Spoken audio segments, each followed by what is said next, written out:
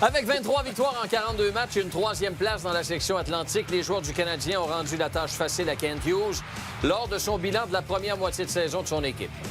La deuxième moitié de saison s'est amorcée de belle façon avec une victoire à Dallas qui venait couronner un voyage du temps des fêtes exceptionnel. Tout comme nos deux panélistes aujourd'hui au 5 à 7. Ils sont exceptionnels à leur façon. Ils étaient les seuls disponibles aujourd'hui. Gaston Terrien et Benoît Brunet. On est sérieusement, messieurs, on est vraiment heureux d'amorcer l'année 2026 avec vous. Vous avez passé un bon temps des fêtes? Oui. Toi, tu commences l'année de 26 avec un mensonge. Ça va bien? Non, mais c'est vrai. Quand j'ai vu ce matin sur la feuille Benoît Gaston, j'ai su qu'on allait faire très content de d'être la avec toi. bonne télévision. Puis vous êtes mieux de faire de la bonne télévision, par exemple. Bonne année. Bonne année. Et à votre âge, ce qu'on vous souhaite, c'est de la santé. J'imagine. En tout cas, ton pouce, c'est-tu correct? Oh, oui, ça Ah oui, va non, bien. vraiment, il y a un débat ici, là, on est en train de suivre parce que Yannick est mort agi du pouce. Il Vous auriez dû blanc, voir blanc, pendant blanc. la bloc d'avant, là, c'était... Ce sont les nouveaux J'ai jamais...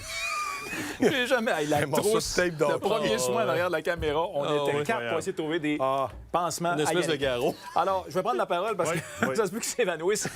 Il y avait donc le bilan de mi-saison du Canadien de Montréal et de Kent Hughes aujourd'hui. Ben, je vais commencer avec toi parce que ça a été un des sujets abordés. 3 gardiens de but pour le Ah, comment tricolore. ça, Évidemment, pas non, mais le ménage à 3, Ça a tout été le monde le l'a premier dit. sujet abordé. C'est jamais l'idéal. Sauf que Kent Hughes l'a dit, 5 matchs en 7 jours. Ah oui, c'est parfait. La situation ne changera pas parce que là, il risque d'en avoir justement du travail pour les hommes masqués. Est-ce que c'est la bonne décision de garder tous les gardiens représentant Montréal? Ben, absolument. C'est Ah pas ouais? parfait, j'aime pas ça, c'est pas idéal, mais ça fonctionne. C'est ça. Tu sais, quand on regarde le ménage à 3 avec Primo, Jake Allen et Montembeault, pour moi, ça n'a pas fonctionné. Parce que là, tu enlevais du temps de jeu. Tu voulais donner du temps de jeu à Primo, tu enlevais du temps de jeu à Allen et à Montembeault. Puis ça fonctionnait pas, parce que Primo, en plus de ça, quand il jouait, il ne performait pas. Mais depuis l'arrivée de Fowler, le 11 décembre à Pittsburgh, c'est vous l'affiche du Canadien depuis ce temps-là? 8, 2, 3.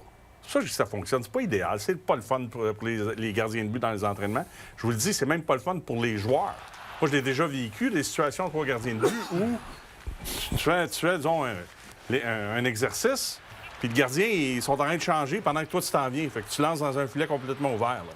J'ai déjà vécu ça, là, parce que là, de temps en temps, tu veux que les 3 aient du temps de jeu devant la cage. C'est pas idéal, mais les gars performent. Les gars te donnent des points. Dobel, je te donne des points. Montembeault, de ces 2 derniers matchs, je trouve la façon de te donner 4 points. La même chose avec Fowler. Pas beaucoup de défaites, ça va bien. Est-ce que ça va durer jusqu'à la fin de la saison? Ben non, Ken Hughes l'a dit aujourd'hui. Mais on va trouver une solution. Mais présentement, 5 en 7, on y va encore avec 3 gardiens. Les gars jouent bon hockey, on ramasse des points, t'achètes du temps. Et Gaston, on est le 6 janvier. Là. Les Olympiques commencent le 6 février. Il reste 15 matchs. Benoît a parlé du ménage à 3 avec Primo, Jake Allen puis Samuel Montembeault qui a duré du mois de septembre au mois de mars jusqu'à temps qu'on échange Jake Allen. On pourrait donc avoir le ménage à 3 pendant encore 3-4 semaines. Non? Oui, parce qu'il y a beaucoup de matchs, là, des matchs là, dos à dos, là, qui sont très rapprochés. Oui, aux 2 jours. là, Exactement. tu joues toujours. Mais moi, je veux revenir, Benoît, quand il a parlé, puis il a raison, ça n'a pas fonctionné. Parce que quand ils ont eu le ménage à 3, Montembeault était le numéro 1, puis il était d'aplomb. Il jouait très bien. Donc, Montembeault en jouait 2.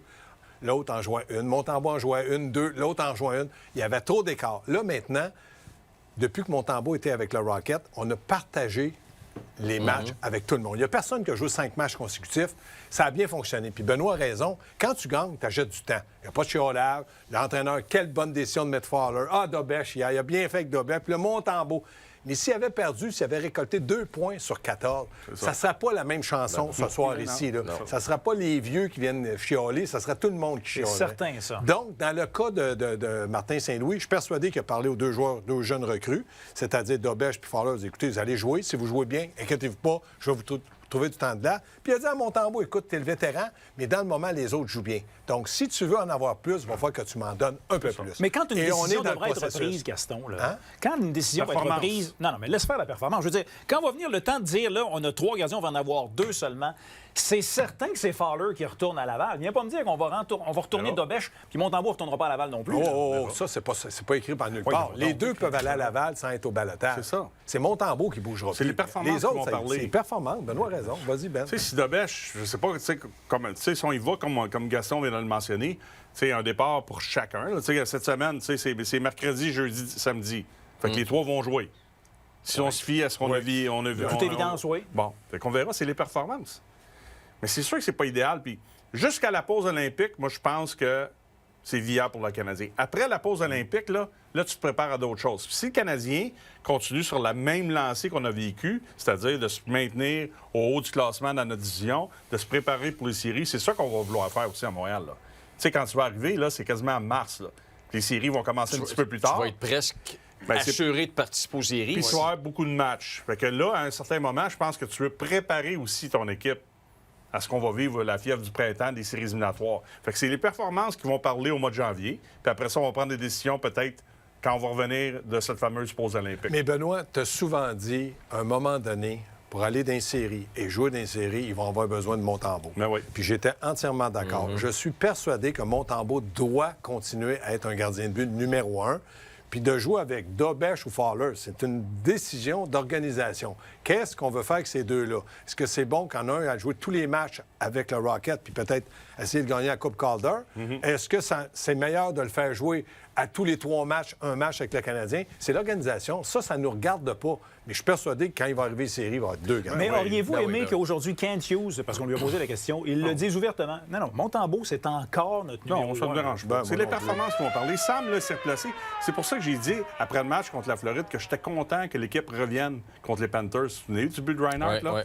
Tu sais, s'il perd ce match-là, tu sais, tout le monde parle de ça. Il a gagné, il arrive à Dallas, il trouve une façon de gagner, il a été solide. C'est ça. Puis quand je dis de préparation série, là, ça veut dire que la charge de travail du gars que tu vas identifier comme ton numéro 1, tu vas y en donner plus. Fait que si c'est Sam, à la fin du mois de janvier, pendant la pause olympique, tout ça se repose, se prépare, puis là, tu arrives au mois de mars, là, fin février, début mars, puis là, tu dis OK. Là, c'est 2 matchs sur 3. Puis si ça va bien, bien, ça va être ça jusqu'à la fin. Fait que là, il y a moins de temps de glace pour Dobech, il va en avoir moins pour Fowler. Après ça, tu prends une décision, t'en retournes un, tu dis, toi, là, continue ta progression. Parce que quand on regarde ça, là, si on va être honnête, avec les performances que Fowler nous a données, je sais que c'est terminé la période, là. Fowler, présentement, c'est ton gardien d'avenir. Il faut que tu le protèges aussi. Mais, tu sais, jusqu'à date, on l'a très, très bien protégé. Puis en plus de ça, il fait la job devant le filet. Mais en même temps, mais ton gardien d'avenir, tu vas le protéger en l'envoyant où? À Laval. Parce qu'il faut qu'il joue des matchs. Mais en même temps, ton échantillon de Montembeault depuis qu'il est de retour, c'est seulement 2 matchs. On parle de fin janvier. On parle de janvier. Après les Olympiques, ils vont prendre une autre décision. C'est ça. Ils vont voir. Ils achètent du temps. Ça se pourrait qu'on ait une décision avant aussi. On ne sait pas. C'est les performances qui vont parler. OK, on va passer à la deuxième période. Évidemment, cette première moitié de calendrier du Canadien est phénoménale. Quand même, 3e position dans l'Atlantique. Et une des belles surprises, une des belles trouvailles de Martin Saint-Louis, c'est cette combinaison-là. Benoît, je vais rester avec toi, avec Slavkovski, avec Kapanen et Demidov. Kapanen et Demidov sont ensemble depuis le camp d'entraînement. Oui. Ça, c'est exceptionnel. Mais Slaffer qui se joint à eux... ben oui, c'est ça. Puis ça fonctionnait moins. Mais tu sais, c'est avec Suzuki Caulfield, il est redescendu avec Kapanen Demidov, il est retourné avec Suzuki Caulfield. Ben là, il va rester là. Il va rester là. Mais pourquoi ça marche avec eux autres? Pourquoi ça clique autant? C'est 2 jeunes. Pour Slavkovski? Oui. Moi, je pense qu'il y a plus que le grand frère qui veut aider qui a la responsabilité de jouer le grand frère. Je pense que c'est plus profond que ça dans le cas de Slavkovski. Est-ce qu'il y a une partie de ça qui fait en sorte que ça peut l'aider à être meilleur? Peut-être. Moi, je pense qu'il y a un déclic qui s'est fait.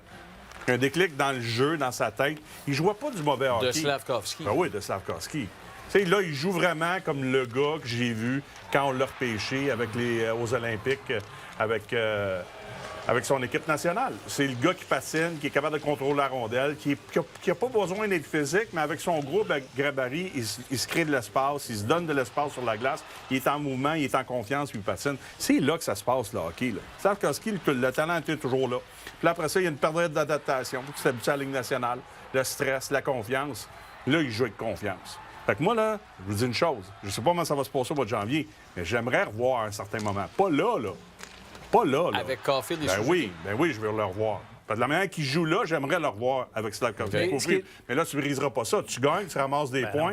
Je vais laisser de la place à Gaston. Là. Tu ne changes rien. Mais à un certain moment, s'il y a une baisse de régime, j'aimerais le revoir. Est-ce qu'il joue son meilleur hockey depuis qu'il est avec le Canadien de Montréal, Gaston? Oui, je pense que c'est sa 4e année. On a tous dit, là, ça commence à être le temps. Oublions l'âge qui est jeune. Ça fait 4 ans qu'il est dans la Ligue nationale. Ouais. Il joue avec Demidov, Kapanen, 2 joueurs recrues.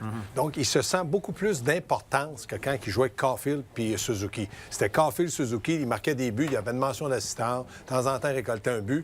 Je pense qu'il se sentait comme un complément parce qu'il était physiquement imposant. Là, on l'a descendu, c'est-à-dire qu'on l'a envoyé avec Demidov pour aider Demidov et Kapanen. Puis la révélation, c'est pas simplement Slavkovski qui joue très bien parce qu'il est physiquement imposant. Il tombe beaucoup moins souvent. De temps en temps, il se fait frapper solidement, mais il va apprendre à lever bien la tête. Mais Kapanen, avec lui... Oui, Kapanen joue défensif. Kapanen joue dans l'ombre des deux autres. Demidov, c'est le cerveau, c'est le passeur, c'est le gars qui va te donner une rondelle complètement libre, tu vas marquer un but.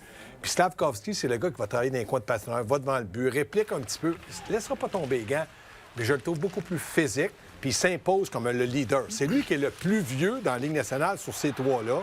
Donc, est-ce qu'il va retourner avec Suzuki Caulfield? C'est pas une mauvaise chose de le revoir. Mais je pense que dans le cas de celui qu'on veut protéger aussi, c'est Kapanen. Parce que Kapanen, là, personne n'est capable de dire qu'il va être un deuxième centre. Donc, Kent Hughes, je pense que oui. Oui, il ne dira pas non. Il l'a dit, c'est pas des montagnes russes, lui, sa progression est constante. Il pense qu'il y a 3 bons gardiens de but.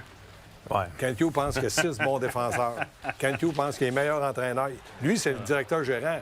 Il va pas sortir contre son il aurait pu équipe. dire, oui, je pense qu'il y a le potentiel pour... Tout de suite, sa réponse à la question, ça a été oui. Mais c'est lui le complément. Bien, c'est exactement. C'est lui le complément, ce trio-là, parce qu'il fait un job dans le 200 pieds. Puis il se positionne. Tu sais, c'est les autres. C'est le talent de Demidov, Slavkovski qui traîne ce trio-là, parce que les deux sont capables de patiner avec la rondelle, les deux sont créatifs, les deux sont capables de marquer, et les deux sont capables de faire des jeux. Puis lui, c'est vrai ce que Ken disait aujourd'hui, c'est comme ça qu'on le voit, c'est comme ça qu'on l'analyse à RDS depuis le début de la saison. Toujours bien positionné, dans le 200 pieds, il gagne ses mises en jeu, capable de faire la job en désavantage numérique, puis il se positionne, puis il se place. Mais c'est pas lui qui a transporté la rondelle. C'est Slavkovski qui fait ça. Puis en entrée de territoire, quand tu donnes la rondelle à Demidov, bien, place-toi, puis il va te trouver sur la glace. C'est ce qu'on a vu à Dallas sur son but. Fait que, il peut devenir un deuxième joueur de centre. Moi, je trouve que l'échantillon n'est pas énorme. Je vais attendre pour me prononcer de ce côté-là.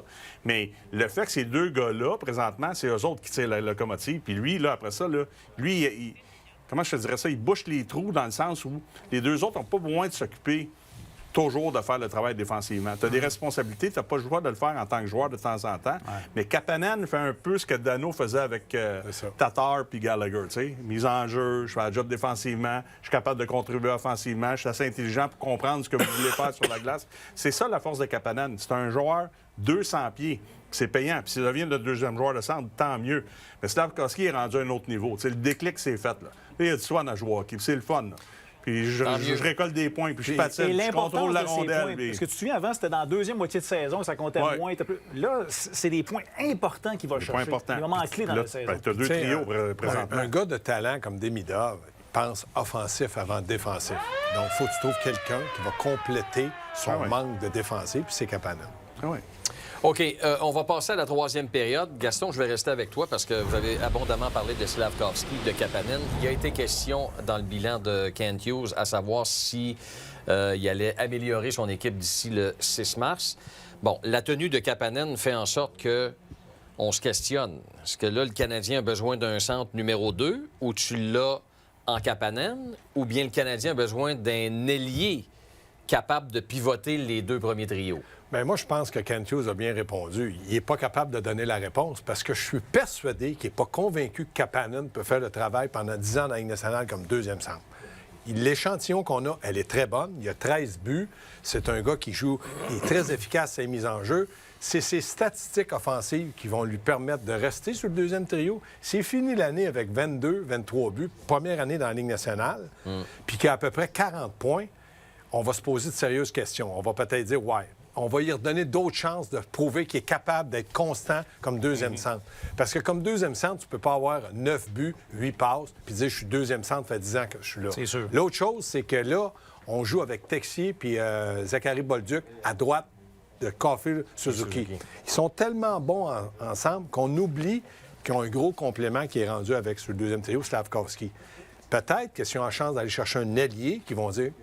On est certain. Quand ils prendront la décision, s'ils sont certains ou pas certains de Kapanen, c'est peut-être un joueur qui va aller jouer avec Suzuki Caulfield. L'offre et la demande. OK, bien l'offre et la demande, c'est le 6 mars, la date limite de transaction. C'est loin. Kent Hughes n'a pas trop voulu s'avancer là, quand on lui a demandé est-ce qu'on a besoin de renfort, tout ça, mais dans l'immédiat, ce qui urge le plus, finalement, ce serait quoi, toi, tu penses? Un allié, c'est sûr, pour Suzuki et Caulfield. Texier fait du bon travail présentement. Mais à long terme, tu peux pas rester avec lui. Tu peux pas rester avec lui. Parce qu'un bout de temps, c'était on a besoin un deuxième joueur de centre. Là, c'est là mon met l'offre et la demande. Parce que ça dépend toujours de ce qui est disponible. On n'est pas à l'interne, on n'est pas dans les négociations. Mais Benoît, est-ce qu'un centre coûte plus cher qu'un ailier? Ça dépend des années qu'il va. Parce que j'ai aimé ça aussi quand il a parlé aujourd'hui dans son bilan, tout dépendant du nombre d'années. Tu vas chercher Dobson, tu le signes à long terme. Ça, c'est payant. Tu es allé chercher Doc parce qu'il était jeune. Ça n'a pas été payant jusqu'à présent. Ouais. Newhook, c'est la même chose. Ça dépend toujours quel genre de joueur tu vas aller chercher. À un certain moment, à la fin, si tu ne trouves pas ton allié que tu aimerais ramener pour faire un deal hockey, un hockey trade, tu peux aller chercher un joueur de location ou un Dano qui reste un peu de contrat puis l'année prochaine. Ça va dépendre, mais tout le monde m'a parlé de Crosby. Tout le monde que je croise. Puis encore, aujourd'hui, il a parlé des Pingouins dans son point de presse. Fait que ça a rallumé la flamme, là. Demain matin, Crosby est disponible. Puis il veut venir jouer à Montréal. Non, mais là, tu te poses même pas de question. As-tu besoin d'un deuxième joueur de centre ou un allié? Tu te poses pas de question. Tu amènes Crosby à Montréal. Kapanen s'en va sur la 3. C'est pour ça que je dis c'est là puis la demande. C'est mais là, présentement, de la manière que le deuxième trio joue, c'est sûr que tu trouves un gars qui a de l'expérience, qui est capable de jouer avec Suzuki et Caulfield, bien, ça vient remplir un besoin immédiat. Mais moi, je pense encore, comme Gaston l'a mentionné un peu plus tôt, Kapanen, l'échantillon n'est pas énorme. On verra. Puis les deux cocos qui jouent avec, là, présentement, jouent du gros hockey. Tu mets Kapanen et Anderson, puis Gallagher, il n'y a pas les mêmes statistiques. Je veux dire, c'est juste normal. Défensif. Ça devient un joueur défensif. Fait que là, il est dans une très, très bonne position. Mais encore une fois, je vais y aller rapidement. Ça dépend trop qui est disponible sur le marché. Puis ça dépend ce que tu veux donner aussi. Moi, je pense que Kent Hughes a peut-être fait une liste de 7-8 joueurs qu'il ne veut pas toucher. Qui dit ceux-là, je les garde parce que j'en ai besoin pour mon avenir. Mais à partir du moment que tu veux donner de la quantité pour de la qualité, si tu veux avoir un Crosby, la quantité va être énorme. Il aller avec un U-Haul pour débarquer des joueurs parce que ça n'a pas d'allure. Si tu veux donner un joueur, tu dis ce jeune joueur-là, ce joueur X-là, je suis prêt à l'échanger si j'ai un bon joueur de centre, puis je pourrais rajouter quelque chose, ça vaut le coup. Mais si les Kent Hughes dit non, l'autre équipe va dire moi, je vais te donner mon deuxième centre ou mon premier lié droit, puis toi, tu vas me donner un joueur de troisième trio, un premier choix, un sixième défenseur, puis un gars qui est dans la Ligue américaine. C'est ça. C'est pas évident pour toi. On a comblé un besoin là, avec Dano. Oui. Puis on n'a pas fait. Ken Hughes l'a très bien dit encore une fois. Il l'avait dit. Possession de rondelle. Possession de rondelle, oui. Puis il n'a pas fait cette transaction-là parce que, tu sais, Jake Evans, blessé ou pas, là, il a fait pareil. Là. Pourquoi? Parce que le seul gaucher qu'on a pour gagner des mises en jeu, c'est Joe Veleno. Suzuki est capable de le faire, droitier. Kapanen le fait, droitier. Jake Evans le fait, droitier. Puis Newhook n'en gagnait pas, on me dit ça, Gaston. C'était pas un gars qui en gagnait beaucoup. Non, mais c'est vrai. T'as raison au niveau des gauchers, Gaston. Fait que là, tu vas chercher un gars, des avantages numériques, qui connaît son rôle a changé. Il connaît l'organisation. Il connaît l'organisation. C'est la même chose avec l'allié puis le joueur de centre, là. Tu sais, j'aime ça quand Ken Hughes parle. Je trouve qu'il répond aux questions. Puis il nous en dit, tu sais, il en dit pas trop, mais il en dit juste assez. OK, mais Benoît... Puis il parlait encore aujourd'hui comme... Hey, la formation que vous voyez aujourd'hui, là, qui va bien, là, elle va être complètement différente dans 2 ans. Il y a des jeunes qui s'en viennent. Il y a des changements qui vont se faire. Là, tu sais, tu vas chercher Veleno, tu gagnes. Tu vas chercher Texier, tu gagnes. Là. Et ces gars-là vont être là dans 2 ans avec l'équipe? J'ai aucune idée. OK, mais l'année passée, Nick Suzuki a dit à son GM, touche à rien, fais-nous confiance, on s'en va en série. Personne ne les voyait là. Non. Cette année, les attentes sont différentes. Est-ce que Kent Hughes, centre ou ailier, peu importe, doit obligatoirement bouger pour améliorer son équipe? Moi, je pense que Suzuki a parlé avec Kent Hughes pour Dvorak et Armia. Eux autres, ils sentaient le besoin d'avoir ces 2 vétérans-là dans le vestiaire. Okay. Il a dit, fais-nous confiance. Mais là, cette année, moi, je pense que s'il veut que son équipe fasse un pas de plus dans les séries, pas simplement faire une ronde puis perdre en 4 ou en 5, s'il amène un élément important puis que les joueurs sentent que cet élément-là peut les aider, ça va lui donner comme un genre de turbo pour continuer. Oui, puis t'es pas obligé de te vider. Non, je sais, mais... Je veux dire, ton deuxième joueur de centre, tu peux le trouver l'été prochain, mais tu peux quand même aider ton club avec un gars de location. OK. Oui, ça, oui. Faut que tu t'améliores. Faut tester. Il va essayer. Si ta tenue au classement demeure la même... C'est sûr qu'il va essayer de s'améliorer. OK, parfait. Très intéressant, messieurs. Merci. On vous échange pas. Commencez bien l'année 2026. Ouais. Vous aussi.